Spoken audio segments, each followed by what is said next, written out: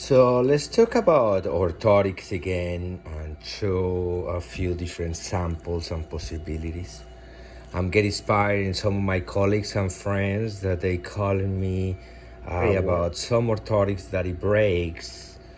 Technically, part is how the patient handled the orthotic, but also it has some other considerations like space, cos fossa predisposition, the arch form, and how we're going to use this device to be in the middle to try to resolve the occlusal issues.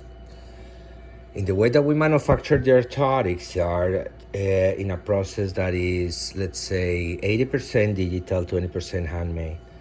The beginning of the process is starting the way that we block the models to be able to have enough retention and allow that the patient also can remove it. Also, at the beginning, we have limitations in dynamic movement. So when the orthotic just came out for the milling machine, technically is raw, and it will require to be able to sit it passively into the model, and also some equilibration to remove interference class 1, 2, and 3, and try to have everything into the center of the fossas and not into the slopes. So technically, after that, you receive the orthotic. These orthotics are before finished, so they pass the process of designing and manufacturing CAD/CAM, and then this orthotic comes now to be handmade finish. What it does is we're gonna find that we have an ideal fit of the orthotic, that it can sit passively and they have enough retention, and also that the contacts are located in the right place. It's important to understand that the quality of the contacts depends on the anatomy of the opposite dentition. So when we have surfaces that they wear off or pointed or a normal anatomy, eventually you're gonna have contacts not exactly in the areas that we're looking for, because the relation into the fossa sometimes doesn't happen. So that's a really important consideration to have. Here, for instance, we have 3 different type of cases that I want to show and talk about the differentials and the weakness of each case. Here, for instance, when we analyze this arch form, we see here all this collapse. Here, technically, when I put my models and I make some lines, I can see that the lines are congruent, and I can see a lot of interference class 1 that this patient has. He's totally trapped and he doesn't have freedom in centric for tuning cycles. When we manufacture an orthotic, the orthotic now is going to balance that occlusion. If we put it into the articulator, the requirement that we ask always is that we have 2 millimeters thickness. And then eventually this can be the case that you say, but I have 2 millimeters thickness all over. And technically it looks like, but this is the more common reason that the cases fail. Here, as you can see, the mandible in the middle shift to one side. So all the mandibles swing to this opposite side here. So everything swings to this side. And now we have a cross-bite relationship, really insinuated. When we put the orthotic in place here, and now we're gonna see the relation between these two guys, we notice that in order to manufacture the orthotic following the biofunctional or neuromuscular relationships, we need to remove interference class 1, 2, or 3. We technically leave the occlusion into the center of the fossas, exactly what we needed. And even in this case that everything looks like is enough space, in the relation, in the predisposition between the cos fossa, the crossbite is making areas of weakness.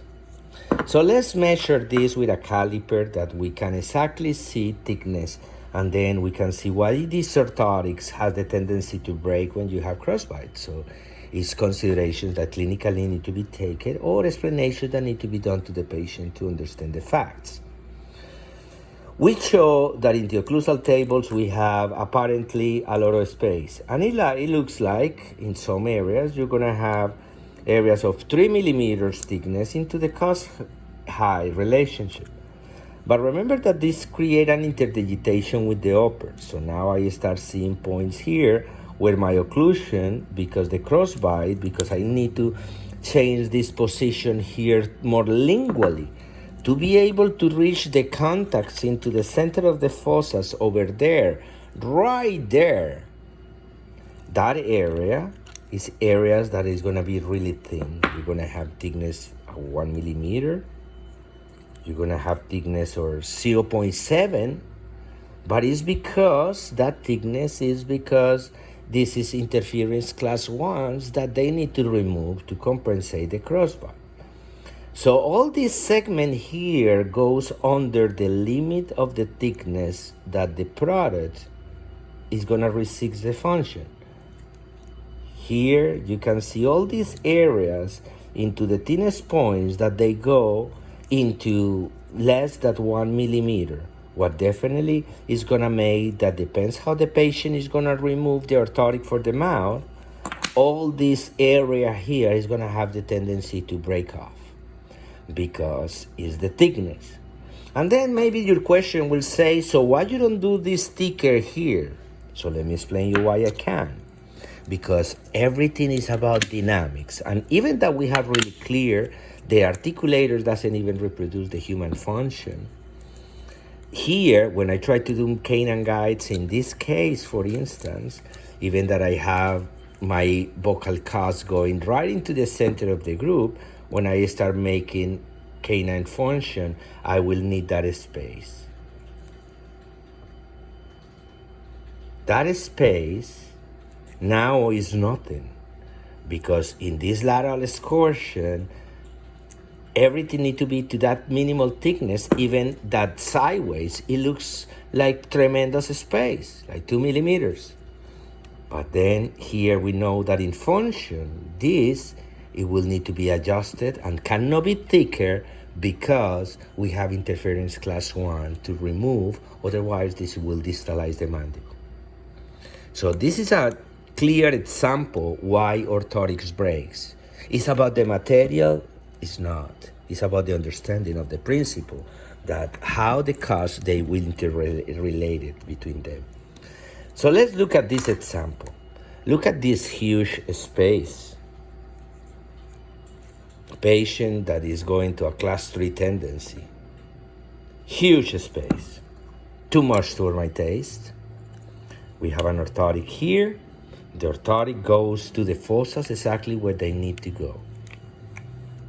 Contacts in the fossas, and it depends of the anatomy. So I have all this flat anatomy into the uppers, mostly in one side. So the anatomy into the bottoms, we will have more contacts in more areas, that less points into the fossas as we normally want. And apparently this can be a really strong orthotic, and it does. We have pretty much 7 millimeters occlusal thickness. 5. But then what is the weakness areas? Vocal. Vocal where? The connection between the vocal surface and the remotion of the interference class 1. Now my question is, how careful are you with the adjustments? How much you polish these areas? And you taking as a consideration when you remove your class 1 interferences that you're not making the orthotic weak? Or sometimes can be necessary that we prepare the case and we eventually need to make some enamoplasty into the uppers if we want to prevent this. But even this orthotic that it looks like is extremely thick, in the connection with the vocal surfaces, they became thinner. And it can be the chance that this break depends on how the patient removed. In my previous video, I explained most of the reasons how the patients break the orthotics when they remove it from the mouth. So in that way, we clear that the patient needs to be involved also into the way that the case is gonna behave into the mouth, how much we need to care. So also another limitation of these orthotics is this is acrylic. It goes to the floor, in a hard floor, it will break. It's a lot of material, too thick, and that will make it more fragile eventually. So then we have this that is mostly a normal case. The direction of the cusps here are in the vertical way. So here we have proper arch relationship.